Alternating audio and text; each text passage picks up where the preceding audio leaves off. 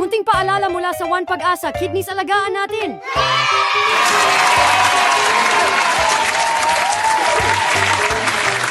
Ano ang peritoneal dialysis?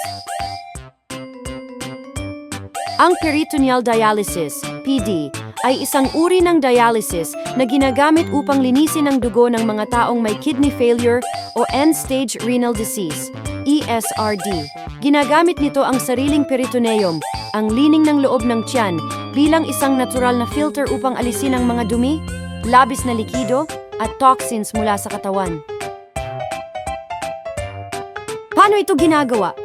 Pagpasok ng dialysis solution, isang sterile na likido na tinatawag na dialysate ang ipinapasok sa tiyan sa pamamagitan ng isang catheter na itinatanim sa peritoneal cavity.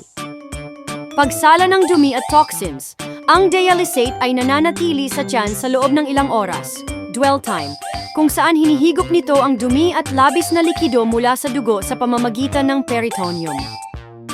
Pag-drain ng dialysate, matapos ang itinakdang oras, ang ginamit na dialysate ay idinidrain palabas ng katawan at papalitan ng bago. Mga uri ng peritoneal dialysis.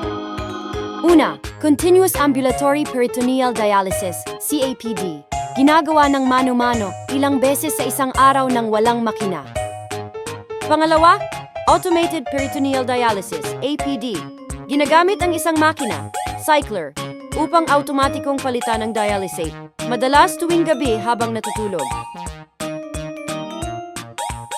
Mga benepisyo ng peritoneal dialysis. Mas magaan sa katawan kumpara sa hemodialysis. Maaaring gawin sa bahay, kaya mas convenient. Mas maluwag ang dieta at likido na pwedeng inumin.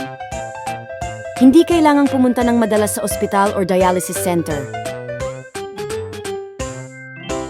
Ang dialysis ay hindi isang lunas. Ang hemodialysis at peritoneal dialysis ay mga paggamot na tumutulong sa pagpapalit ng gawain ng mga bato.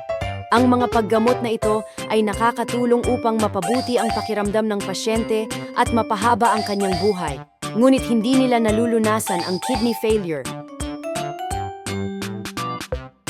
Nais mo bang malaman ang mga iba pang paraan para maiwasan ang sakit sa kidneys?